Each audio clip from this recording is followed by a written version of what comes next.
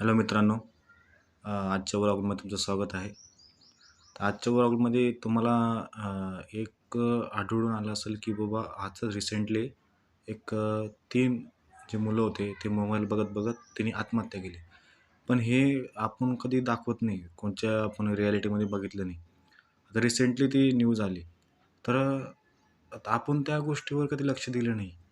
पहिले तर आपल्याला असं एक गुंडाळून घेतलं आहे की बाबा मोबाईल हे सर्वस्व आहे. आता प्रत्येकजण कामावरून आलं किंवा कुठून बाहेरून आलं की प्रत्येकाकडे मोबाईल असतो. काही का असणार, कोणी तोंडाला तोंड देत नाही, कोणी बोलत नसतं. बाहेर काय चालू आहे रिॲलिटी कोणालाच माहीत नसतं. आजकालच्या ट्रॅपमध्ये, एज्युकेशन ट्रॅपमध्ये, सोशल मीडियाच्या ट्रॅपमध्ये तर आपण बघतो की बाबा कोर्सेस जे आपल्याला आठवत येतात, ते कोर्सेस कसे असतात. कोणी सांगितलं, "अरे ए-आय आलं, ए-आय आलं."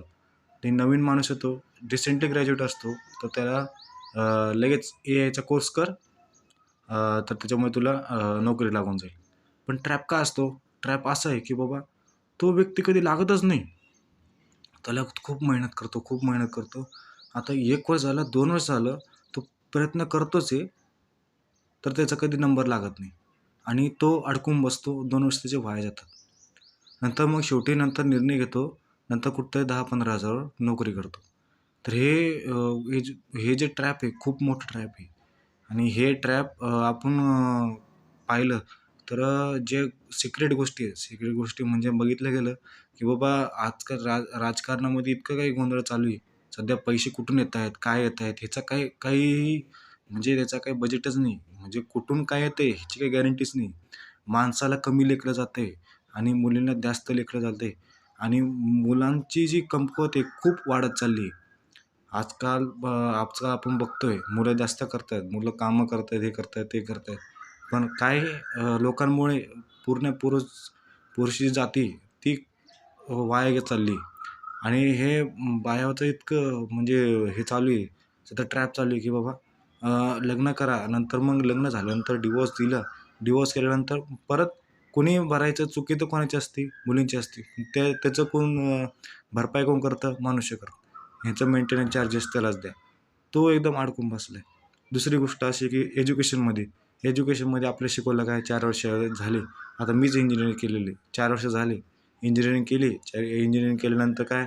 तर ते जॉब नाही, काही नाही. मार्केटला पाहिलं तर जॉबच नाही. 10-15 हजार नोकरी करा. हे हे काय आहे काय चालू काय? आणि पहिले तर आता आय-टीचं इतकं बेकार वातावरण चालू आहे.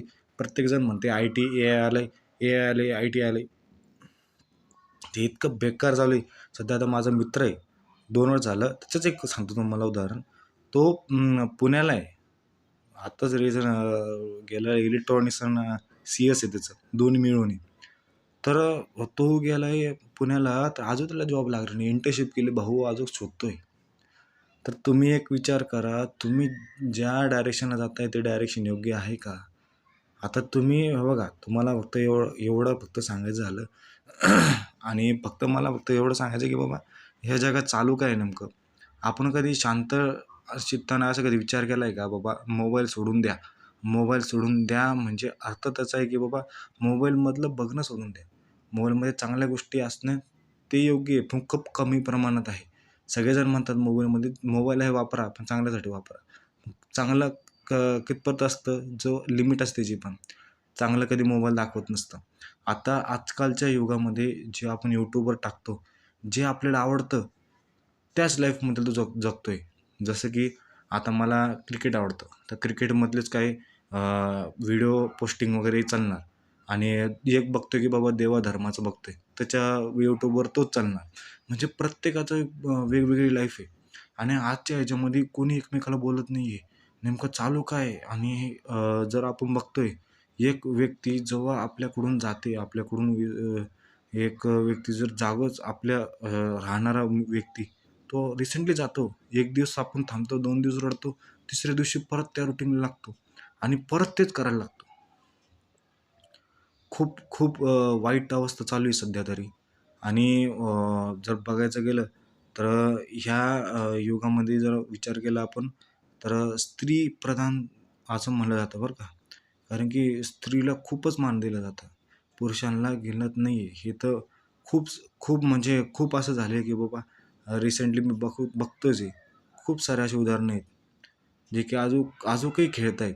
म्हणजे मनाशी खेळत आहेत. तर हे थांबवायला पाहिजे आणि मुलांना काहीतरी न्याय द्यायला पाहिजे. प्रत्येक ठिकाणी मुलीच हे ग्रेट असतात असं नाही आहे. मी असं म्हणत नाही की मुलींना दोष देत नाही. फक्त जे अ, असतात ना की बाबा मुलांना कमी लेखणं हे नाही. स्त्री स्त्री आणि पुरुष समानच पाहिजे. तर असं नाही ना, तर असं बी पाहिजे. प्रत्येक गोष्टीत समान पाहिजे. तुम्ही ह्याला जास्त प्राधान्य देता, त्याला जास्त प्राधान्य देता, हे कुठपत योग्य आहे? हे असं योग्य नाही आहे. मला हे मान्यच नाही. आणि दुसरी गोष्ट म्हणजे एज्युकेशनमध्ये आपण जे शिकतोय, ते कधी उपयोगाला कधी येतच नाही. सगळं जीवन गेलं, सगळं हे गेलं आणि काय आपण फक्त पैसे घालतो आणि ते करायला लावतो. नंतर प्लेसमेंट काय फक्त 100 पैकी 2 जणांचे होतात. बाकी तसेच पडून असतात. प्रत्येकजण डिप्रेशनमध्ये आहे. आजकालच्या युगामध्ये नाही का प्रत्येकजण म्हणतो बिझनेस कर, बिझनेस करा. ह्या मी खोटं नाही बोलत आहे. आता हे फक्त दिसतंय आपल्याला मोदींनी फक्त मंदिरं हां, मंदिरं ते बांधले, सगळं केलं. योग्य आहे. अयोग्य नाही आहे. पण आपल्यासाठी काय केलं? एम्प्लॉयबल कुठे आहे? अरे कुठंच काही नाही आहे सध्या तरी. इतकं बेकार हाल चालू आहे सध्या आणि ज्याला लागलं त्याला नाही. तो पण कसा लागला आहे? त्याचा काहीतरी बॅकग्राऊंड आहे, त्याला काय सपोर्ट आहे, तो लागला आहे. आता रिसेंटलीच मी जॉबला गेलेलो बजाज ऑटोमध्ये. बजाज ऑटोमध्ये काय आहे, मी एकदा गेलो, तर त्याला गेट केली त्यांनी आणि त्याचं बॅकग्राऊंड बी चांगलं होतं. गेट केली, लागला 70,000 पेमेंट आहे त्याला जी-ई-टी म्हणून. कोणाला घेतलं? एन-आय-टीवाल्याला. बाकीचे कुठे गेले? मोठा प्रश्न आहे आणि हे एज्युकेशन सिस्टीम कधी येईल आणि कधी असं नीट होईल काही समजत नाही. आणि पहिली गोष्ट दुसरं एक असं आहे की बाबा आपण जे देवाला मानतो किंवा कोणत्या देवाचं करतोय आपण, त्या देवाप्रती प्रत्येकजण एक सोशल समाज असतो. त्या समाजामध्ये प्रत्येकाला सांगितलं असतं, "तू एवढं-एवढं कर, तुला हे भेटेल. तू एवढं कर, तू एवढं कर." आता आमच्याकडं मी हे म्हणत नाही, देवाच्या खिलाफ नाही. फक्त महादेवाचं तुम्ही करताय ना, तर मनापासून करा. तुम्ही माईक लावून, गर्दा करून हे कुठपत योग्य आहे? ज्याचा अभ्यास आहे तो कसं खटकून राहतो डायरेक्ट.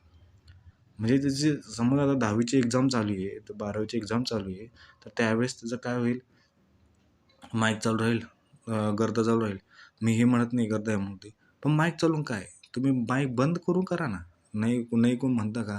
तर आमच्याकडं आत्ताच रिसेंटली आता बंद झालं. म्हणजे ज्याचं लॉस होते त्यालाच कळतंय आणि हे ज्याला काही बनायचं असेल तो एकदम अडकून जातो. खूप म्हणजे बघायचं गेलं ना, तर आपल्याला करायचं काय हे कळत नाही. आता आताच्या हे पिढीला आपण केलं काय? बनतोय काय? हा खूप मोठा प्रश्न आहे. आता एक व्यक्ती जो की इंजिनिअरिंग झाला, ॲनिमेशन करतोय. म्हणजे इंजिनिअरिंगवाले तर कुठे बी जातात. त्याच्यामुळेच तर इंजिनिअरिंगला जास्त हे झालं प्रभाव असतो. आणि बाकीचे असतात ते बी-एस-सीवाले, ॲग्रिकल्चरवाले किंवा कुठले बी असू द्या म्हणजे बाकी बी-कॉम, एम-एस-सीवाले त्यांचं कसं आहे ते ठरलेलं असतं. त्यांना कॅम्प्युटरशिवाय पर्यायच नसतो आणि बी-कॉमवाल्यानंतर ते अकाउंटिंगमध्ये जातात. आणि राहिले प्रश्न आपला इंजिनिअरिंगचा, हे माणसं कुठेही जातात. आता करायचं काय हेच मोठा प्रश्न आहे, की बाबा अशा गोष्टीमधून निघायचं कसं? तर मला तर असं वाटतं तुम्ही एकदा मोबाईल बाजूला ठेवा आणि एकदा विचार करा नेमकं चालू काय? आणि ह्या मोबाईल घेतल्यामुळं एक फोकसिंग पॉवर म्हणतो ना आपण स्मरणशक्ती खूप कमी होते याच्याने. जेवढा आपण मोबाईल बघू ना, तेवढं आपली स्मरणशक्ती कमी होते. आणि ही जर आपण जर स्मरणशक्ती जर कमी करत गेलो, तर वरचेवर आपल्याला आठवण राहणार नाही. आपण रिसेंटली आता आठवलं, की बाबा मला हे करायचं आहे. थोडं जरा पाऊल कोणी जरी डायव्हर्ट केलं, की लगेच विसरून जातं ते. होतं तुमच्या संग बी होत असेल असं. आणि काही वेळेस काय होतं, की बाबा चला आज आपण उद्या हे करू. उद्या आपण सकाळी लवकर उठू, झोप काढू. पण काय होतं सांगू का? ह्याच्यामुळे काय होतं, आपण सकाळी लवकर उठतो, ह्याची गॅरंटी नाही. आपण रात्री मोबाईल 12 वाजेपर्यंत बघतो. हे कुठपत योग्य आहे? आणि पहिल्याचे लोकं पुस्तकाशिवाय हे करत नव्हते. पुस्तक हे त्यासाठी खूप होतं. म्हणजे रात्री झोपताना पुस्तक वाचायचे. कॉमिक का असणं ते वाचायचे. पण आत्ताची रिसेंटली काहीही नाही. झोप कमी, स्ट्रेस जास्त आणि माणसाला दुखापत जास्त आहे ह्या जगात. आणि आणि ह्यांना विश्वास राहिला नाही एकमेकावर. आपली फॅमिली आपलं सगळं. बाकीच्या दुसऱ्याचं काहीही घेणं नाही आहे. आता मी काय म्हणत नाही की बाबा असं आहे म्हणून रिॲलिटी बघतोय मी म्हणून सांगतोय तुम्हाला. आता खूपच हे झालेलं आहे आणि मी सुद्धा आता एक शांततेचा बाबा सकाळी-सकाळी लवकर उठणे, मोबाईल जास्त करून टाळणे हा मी सुरुवात केलेली आहे आणि मला पण असं वाटतं की तुम्ही पण करावं आणि धन्यवाद आणि सबस्क्राईब करा, लाईक करा. बस आणि एवढं सांगतो की बाबा स्ट्रेस जर तुम्हाला जास्त लागत असेल किंवा कमी करत असेल तर मोबाईल सोडल्याशिवाय पर्याय नाही आहे आणि मला सुद्धा माहिती आहे की बाबा मोबाईलवरच सगळं काम चालू आहे सध्या. पण हे कोणीतरी ढकलल्यासारखं वाटतंय का तुम्हाला? विचार करा तर असं रिसेंट असा विचार करा की कोणी आपल्याला चालवतंय. कोण चालवतंय एवढं? कोण नाही? हेच खूपच असं डीपली विचार केला तर खूपच हे आहे. म्हणून बस आणि थँक मला सपोर्ट केल्याबद्दल. धन्यवाद. जय श्री कृष्ण.